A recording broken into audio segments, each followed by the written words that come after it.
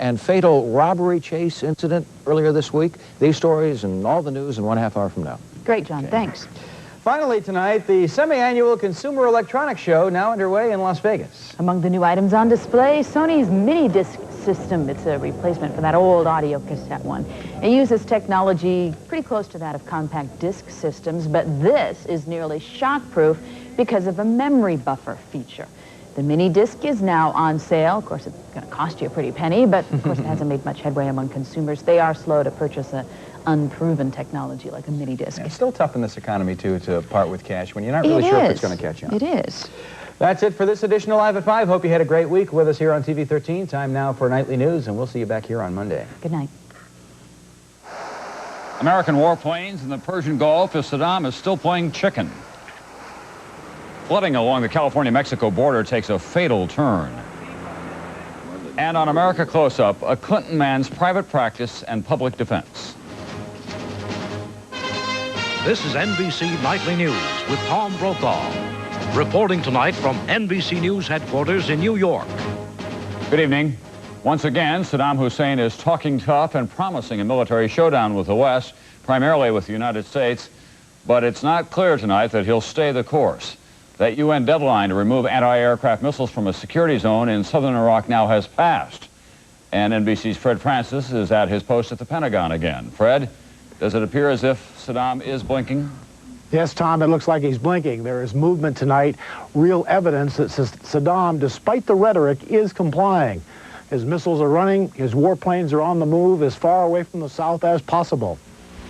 But the appearance of movement may simply be a deception to hide from the fighters and bombers of the carrier Kitty Hawk and other warplanes which are ready to strike. But it was hard to be certain because of the high cloud cover over the no-fly zone below the 32nd parallel. And another weather front is moving into the area. It will obscure the spy satellite view until Sunday. President Bush told the BBC's David Frost, Saddam has no choice, whether it is this administration or the next. I don't think he's going to find a big difference in terms of the United States' determination that he live up to these UN resolutions. And we're not threatening. We're simply saying he is going to do it, and he will. As if to show Saddam how futile it is to defy U.S. air power, the Pentagon released this tape today of the shoot-down December 27th of the Iraqi MiG. That's the Air Force F-16 pilot. The circle with the triangle inside is the Iraqi target 18 miles away. Looking for clearance to fire. The U.S. pilot asked the AWACS radar control plane if he can shoot his AMRAAM missile. Cleared to kill. Approved to kill by the AWACS, the pilot fires. Cleared to kill, cleared to kill. He's a bandit. That sound is the missile racing towards the MiG 3 miles away. Splash one, splash one. Splash means the Iraqi MiG is hit. Saddam is responding by continuing to push the envelope in all directions. Today he defied the UN by refusing to let UN planes carry inspectors inside Iraq. Recently he's attacked relief convoys and he has refused to turn over weapons documents. And that appears to be Saddam's strategy. Regardless of the outcome of this missile crisis, Saddam will continue to challenge the U.S. and the UN, this president, and the next. Tom? Fred, let's say he does take the missiles out this weekend. What if he moves them back again next week? A senior Pentagon official told me tonight, Tom, that the political diplomatic warning given to Saddam is for all time. Next week, if he does the same thing again, there will be no 24, 48-hour warning. The United States will strike. That's it from the Pentagon, Tom. Thank you, Fred. We can't show you what's going on in the Iraqi capital of Baghdad tonight, but we do have NBC's Tom Aspel on the telephone from there. Tom, is there a sense of urgency in that beleaguered city? Tom, the only outward signs of tension here have been queues at gas stations around the city. There seem to be a few extra police patrols cruising the streets, but by and large, Baghdad is quiet. The news a few hours ago that the National Assembly here had formally voted to reject the West's ultimatum caused real concern here, though. It seemed as if for the first time Iraqis became aware that an attack was a real possibility. Tom? What do the people of Baghdad expect in their conversations with you, Tom? Well, one of hope more than anything else, that if there is an attack, then that it's in the south and at least 100 miles from Baghdad. I don't think anyone here needs reminding that 2 years ago this month, the capital was hit and crippled by Western air power, and they don't ever want to see that happening here again, Tom. And how is Baghdad getting along on a day-to-day basis these days, Thomas? Well, the sanctions are really starting to bite now. Everything is expensive here. There are no industries working, and most people have no money. Saddam Hussein really has to do something to break the stalemate here and keep people's minds off the fact that this country has no influential friends and that there will be no easing of sanctions in the near future. Tom. Thank you very much. Tom Aspel in Baghdad tonight. For his part today, President-elect Clinton pointedly restated his support for President Bush's tough line in Iraq. Clinton said, quote, "There is no daylight between our two positions." Clinton was in Austin, Texas for talks with Mexico's President Carlos Salinas. Clinton's first meeting with a foreign leader since being elected. On the agenda, mostly trade. The two countries still have some differences on the recently signed North American Free Trade Agreement. In the Mexican president's own backyard tonight, weather problems, big problems, in fact, on both sides of the border. Heavy rains and flooding in California's San Diego County, a state of emergency declared. But the real toll in property and human life, at least 15 killed, is in Mexico, in Tijuana, where misery has been piled on misery. NBC's George Lewis. Though the rain let up somewhat today, water still cascades through the streets of Tijuana. The cleanup effort may be futile since there's another major storm on the way tomorrow. Whole neighborhoods are cut off by impassable roads. Hundreds of people are homeless, and the death toll continues to rise. Mexican authorities have no way of telling how many people may have been swept away by the floodwaters or how many bodies may be buried beneath the mud and the rubble. Flooding is a chronic problem here. Only about 10% of this city has a drainage system. Yesterday afternoon, as the floodwaters peaked, Ricardo Ramirez was trying to save his parents. His efforts were futile. I couldn't hold on to my father any longer.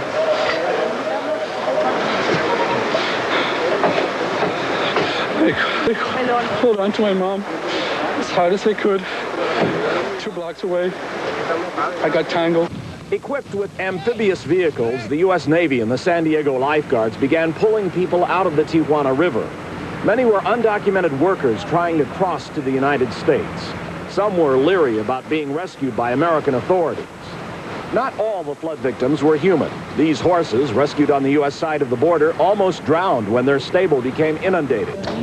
The Tijuana homeless are being housed at shelters throughout the city. Salvador Sanchez has been wandering through those shelters looking for his wife Leticia and his 1-year-old son. The water just washed away the house while we were sleeping, he said. Leticia's sister, Yolanda, says the family is making a desperate search for the mother and child. With so many missing, the story of agony and desperation is being repeated over and over. George Lewis, NBC News, Tijuana, Mexico. Well, Nightly News continues in a moment. A strange story of insurance fraud and how it landed 2 friends in jail. Okay, bring your noses up to the TV and I'll show you that Folgers Crystals has more ground roast aroma than ever. This is what you've been using. Sniff. Nice, huh? Now, take a whiff of the latest. Come on, there's enough aroma for everybody. Hey! Oh! Folgers Crystals, made with mountain-grown beans, fresh brewed and crystallized. Folgers Crystals, with more aroma than ever. Aroma so rich, you can taste it. Your oatmeal, sir. Oh, the injustice of a low-fat breakfast. If only it could be more inviting. Sir, from the lady. Now it can. Introducing Philly Free. Rich, creamy, with the taste only Philly could give you. Yet it's fat-free. Now you can spread new Philly Free instead. Health insurance fraud. We have an unusual story tonight. 2 friends, one insured and in good health, the other uninsured and injured in an accident. So they switched identities at the hospital. More from NBC's Jim Cummins. Benny Milligan and James McKelvin are best friends, have shared all the big moments in life, including a tragic one in 1990 when James fell 30 feet off a cliff and broke his back while the 2 men were on vacation.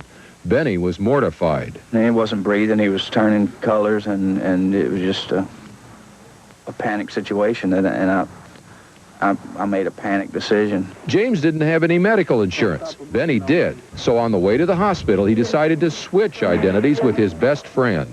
Benny's wife, Tamara, went along with the scheme.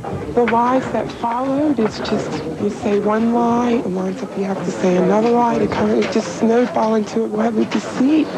Snowballed until Benny's employer, Martin Marietta, paid more than $41,000 in medical claims and was reimbursed by the company's insurer, the federal government. Benny said he did it because he was afraid his friend would not have been given complete medical care without insurance. Keeping him alive was the main thing. That's why we're all here today, just trying to keep him alive. Prosecutors claim this is nothing more than a case of fraud, and they claim the hospitals would have treated McKelvin even if he had told them he was uninsured. Benny, James, and Tamara were convicted of fraud. She's under house arrest. The two men have been sentenced to 7 and 9 months in prison beginning today. But there's more. A Washington advocacy group called Families USA organized media coverage of all this. Here's what we plan to do with that. I will turn the car around before the farewell scene. Families USA is pushing hard for universal health care and used this case as an example of why it's needed. Health care should be a right, not a privilege, and certainly not a crime. James and Benny agreed. Both men realized they committed fraud. Their big regret? Not disclosing it sooner and pleading for mercy instead of waiting until they were caught. Jim Cummins, NBC News, Carville, Louisiana. Crime of a more violent nature now, murder. In just the past 24 hours, a man was killed in a New York restaurant. A young woman was fatally shot on a Florida college campus. An elderly woman and her granddaughter were beaten to death in Mississippi. The murder clock in this country just keeps on ticking. NBC's Keith Morrison tonight. In a nation of contrasts, look at two towns south of San Francisco. At Palo Alto, the posh suburb around Stanford University. And East Palo Alto, across the road, it's famous too. It's not, you know, one of the things I'd put on the top of my resume, murder capital. But it's true. East Palo Alto is the murder capital of America. Go to a school, everybody feels it. You just hear all this shooting, and you get scared because you think, like, if you go be outside something, that somebody's just gonna pass by and shoot you. I had parents speak to me over the Christmas vacation about their children crying themselves to sleep because we hear gunshots nightly. Why? Jobs are very scarce in East Palo Alto, but crack and guns are plentiful. What can you do? It is terribly frustrating not having the ability to just put your hands around it and do something on it. But is East Palo Alto and all of its 2.5 square miles so different from other places? Not really. In fact, many of the nation's cities had record high murder rates in 1992, including Little Rock, Arkansas. In Los Angeles County, 2,589 homicides last year, more than 7 murders a day. Though some cities improved a little. Washington, D.C., the previous murder capital, down to a mere 453 homicides. Small comfort. The problem is we just have too many handguns in society. 53% of our homicides are committed with handguns. The handgun murder rate? Last year, nationwide, there was one every 90 minutes, more than 12,000. In 1990, in Great Britain, just 22. A whole country with about half the gunplay of one town. Little East Palo Alto, California. Keith Morrison, NBC News. Economic news now. The unemployment rate for December showed no change from November's 7.3%, but the average for all of last year, 7.4%. That was the worst since 1984. On Wall Street today, concerns over another conflict with Iraq pushed stocks lower. Trading today was very heavy. When you think about plastic, you may think about things like strong, lightweight garbage cans. Think again about life-saving automotive airbags made of plastic. When you look at these plastic containers, you may wonder if they're being recycled. Take another look. Millions of them are being recycled every day, which we can use to make things like strong, lightweight garbage cans. To learn more, call this number for a free booklet and take another look at plastic. A kiss? No, I'm sorry. I don't think so. Oh, no, please, no, baby, no. Oh, not a good idea. Not now. No, bad time. Fight morning breath with Scope. Scope has 2 powerful ingredients that kill 90% of the bacteria that cause morning breath. Your kiss is ready. Pucker up. Right on the kisser. Come on. Kiss morning breath goodbye with Scope. Give me that kiss. Introducing Ford Taurus and the list. Quality, design, and safety are all at the top of our list, which is why we're at the top of this list. Ford Taurus, the best-selling car in America. In tests, people who took Unisom fell asleep 23 minutes faster than those who didn't. You can't buy a more effective sleep aid without a prescription. Take Unisom and fall asleep faster. America Close Up tonight. Private practice, public responsibility. Bill Clinton comes to office promising a higher standard, and the keepers of the Clinton promise are the men and women that he appoints to the positions of highest trust. So they receive the closest examination. Tonight, the cautionary tale of Harold Ickes of New York. Harold Ickes is a top transition aide expected to be named #2 man in the White House, Deputy Chief of Staff. He has plenty of support at the top. I'm proud to say has worked with me from the beginning of this campaign, is an important part of our transition, and has been my friend for more than 20 years. Ickes was instrumental in Clinton's New York primary victory last April and managed his successful convention at Madison Square Garden. A big-time New York labor lawyer, Ickes has represented the teachers and the hospital workers, honest unions. But for 9 years, he was the labor lawyer for Local 100 of the hotel and restaurant workers. According to a government complaint filed against the union last fall and being circulated by those opposed to Ickes' appointment, since its inception, Local 100 has been infiltrated by corrupt individuals and organized crime figures. Figures like former local president Anthony Chick Amadeo, who was pressured by the government to quit the union last fall, and former union official John Jackie DeRoss, convicted of racketeering after the government busted the Colombo family in 1984. DeRoss is still serving time. In 1985, Ickes was at Amadeo's side when Amadeo told the government he knew the late Paul Castellano, known then as the boss of bosses, for 40 years. But Amadeo could not recall if he ever discussed union business with Castellano. But in the celebrated trial of the Colombo family a year later, the government played an FBI wiretap that captured union leaders Amadeo and DeRoss at Castellano's house, divvying up union territory between the Colombo and Gambino families. All this was splashed all over the New York media. But in a statement to NBC News today, Ickes said, "During my representation of Local 100 and its members, I saw no evidence of illegal activity whatsoever." One of his critics says that's difficult to believe. It seems to me to be inconceivable that Mr. Ickes would have been unaware of the evidence that this was a corrupt union and apparently involved with organized crime. The head of the National Labor Relations Board for New York City disputes that and praises Ickes. He has the highest respect for everybody in this office. He works extremely well with the attorneys and investigators, and to my knowledge, the employers with whom he's dealt also highly respect him. And Clinton officials defended him. He has always practiced law with the highest standards of ethics, with the highest integrity, and he has the confidence of President-elect Clinton. Legal experts also say Ickes did nothing wrong. Everybody is entitled to a proper defense or proper representation. It's the lawyer's job to bring that about. While Ickes was doing his job as a lawyer, this administration has been advertising itself as above reproach. And this does raise questions about the judgment of one of its key players. Andrea Mitchell, NBC News, Little Rock.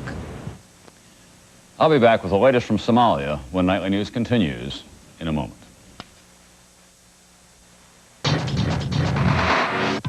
What are you doing? Pouring on A1. Before? Don't you do that after? Yeah, but today I'm doing it before instead of after. It looks different doing it before. Think it'll taste different after? Because before, you did it after. Try it. Whoa, before you eat it all. Oh, after you. A1, it's how steak is done.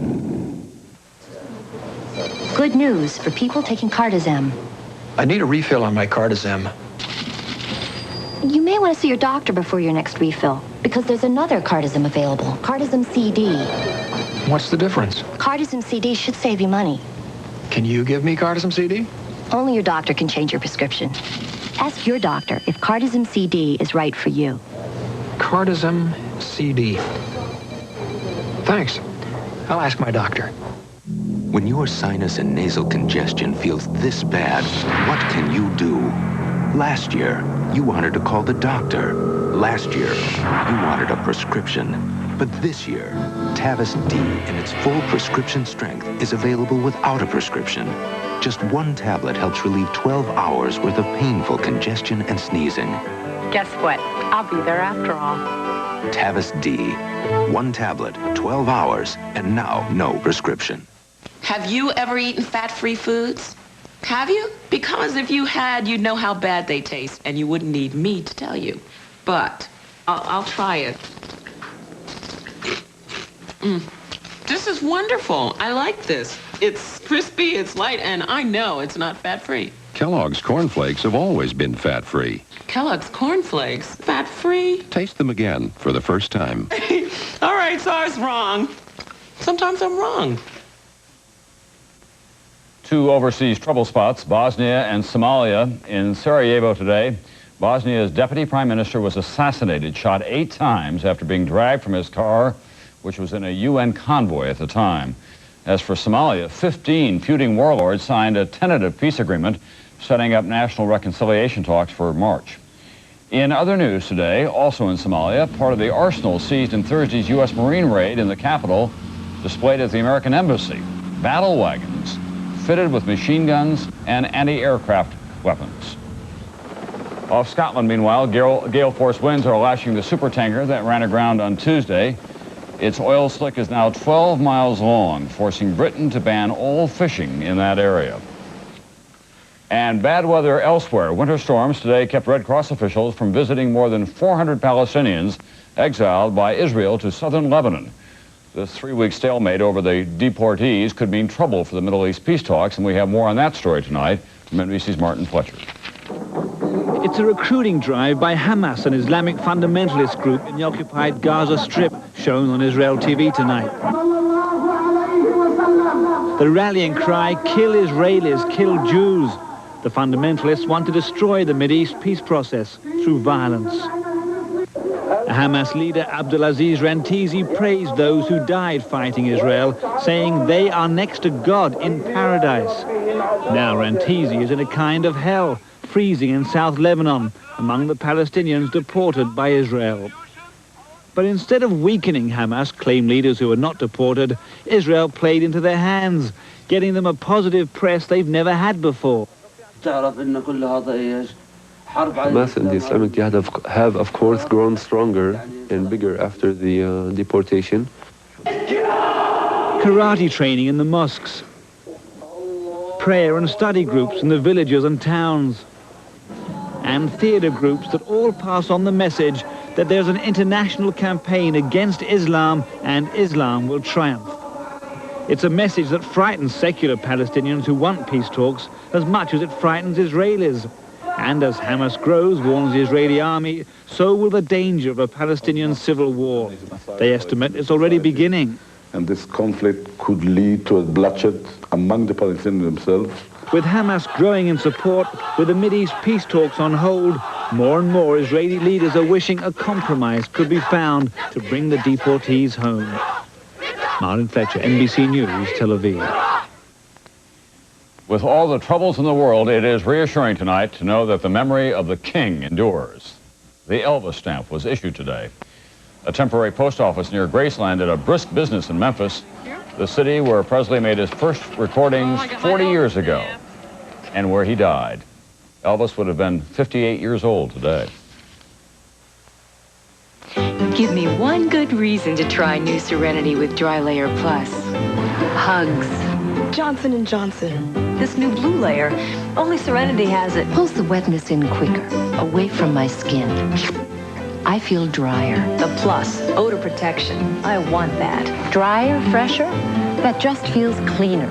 The free sample. Just call this toll-free number. New Dry Layer Plus. Another good reason to love Serenity Guards from Johnson & Johnson. I use a shampoo for dandruff, but my scalp still itches like crazy. You need Scalpicin, the revolutionary scalp medicine for deep scalp itch, not ordinary dandruff. Scalpicin is not a shampoo. It's a clear liquid you don't wash away like shampoo. Apply Scalpicin anytime for deep scalp itch relief, with medicine chosen by doctors over all these dandruff shampoo formulas. Scalpicin penetrates to relieve the itch and help prevent flaking. The itch is gone. Scalpicin, the scalp medicine for deep scalp itch. You know, ounce for ounce, the California prune has more vitamins and minerals than all these fruits. And it's the only one that actually fits in your mouth. Sweet, delicious California prunes. Find out how good they really are. Got a sweet spot. Hit it with a sweet shot. Sweetest honey gold. That's the stuff. Crispy corn, whole grain wheat.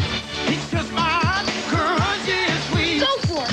Sweetest honey gold. How do you give low-saturated fat oils like canola a different taste?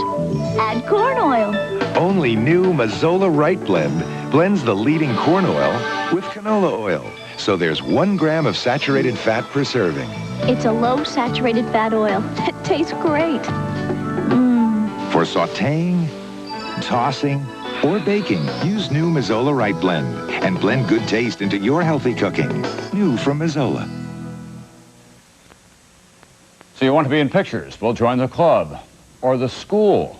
Entertainment is one of America's premier products, of course, and film schools these days are full to overflowing. NBC's Mike Betcher tonight with a sign of the times. A flashing red light is a warning and an irresistible attraction, especially if attached to a studio door. Roll camera. And action. Fingers would suffice to count the number of film school graduates who make it big directly after graduation. But nevertheless, they keep applying, and in record numbers. Why would you choose this degree instead of, you know, a law degree or being a doctor or an MBA or something that probably the chances of success are much better in, perhaps? I realized this was going to make me happy. And I wouldn't be happy, you know, being a psychobiologist, so. Movies have never lost their allure. That's why we're all here.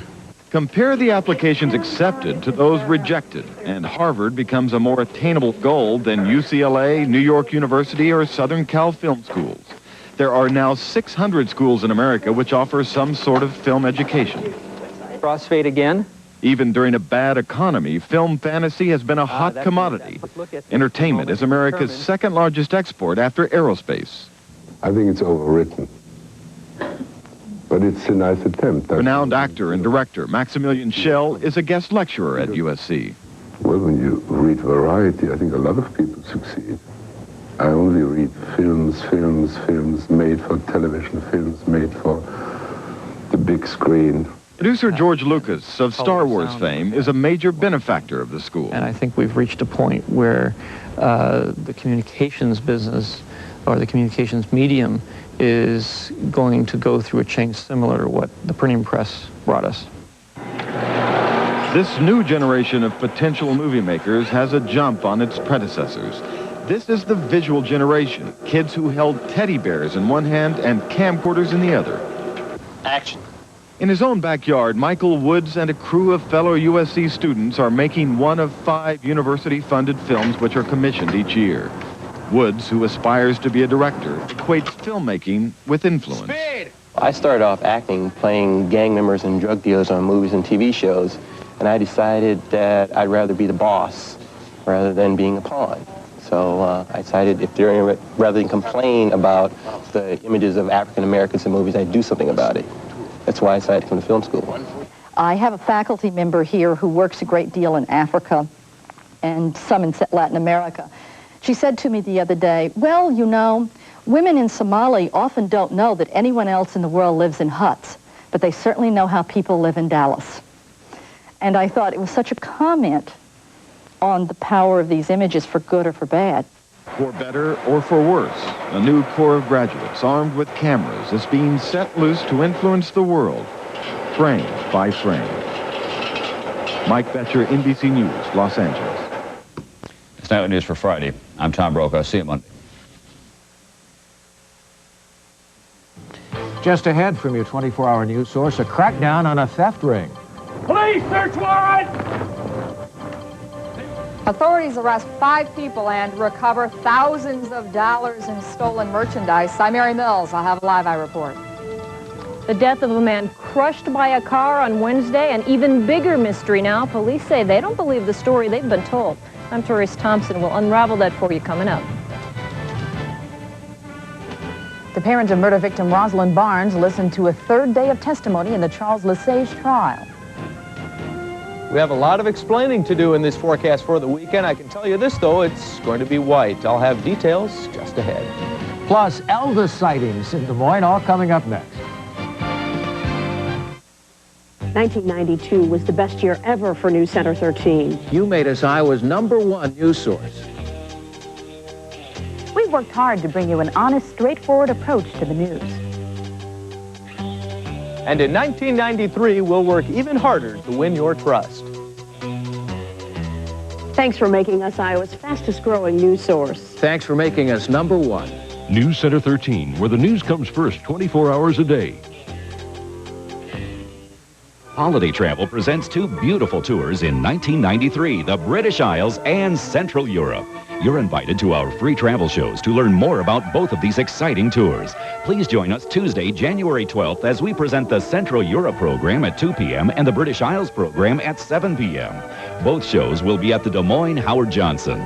For more information, call Holiday Travel in Des Moines, 274-1200 or 1-800-247-6698. You're invited once again to join us at Mr. B for our twice-a-year clearance sale. You'll discover savings throughout the store during the special clearance event. Now at Mr. B, you'll save on suits and sport coats by Hard Chapter Marks, Corbin, Austin Reed, and Southampton. You'll find a complete selection of women's suits, blazers, blouses, and casual clothing. And as always, every purchase is tailored to fit by one of Mr. B's 6 full-time tailors. So visit us at Mr. B during our twice-a-year clearance sale, where you'll get great prices and service to match. Live from WHO TV 13, where the news comes first 24 hours a day. John Bachman, Kim Kerrigan, Rick Silvestrini with sports, and meteorologist Gary Amble with the weather. This is News Center 13 at 6. A Des Moines man run down and crushed to death in this loading dock. Tonight, police say it's more of a mystery than ever. Police, search warrant! And authorities early this morning breaking into an East Side home and breaking up a major Central Iowa theft ring. Good evening. Kim has the night off. Authorities believe they've solved a slew of burglaries in 4 counties. Mary Mills tells us tonight that after a week of tailing a key suspect, police today moved in for the bus. Police, search warrant! Nail it. They're moving. Get on the floor! Get on the floor! Get down! Down! Down! Des Moines police and Polk County deputies breaking in the Seaside home and breaking up a major theft ring. Okay, ma'am, why don't you sit right back here? You just stand right up here. Here, they arrested Sandra Louise Bennett and recovered stolen electronics, a snowblower, and weapons. 6'9". Hey, Danny. No model. They also found drugs, $500 in cash, and a working police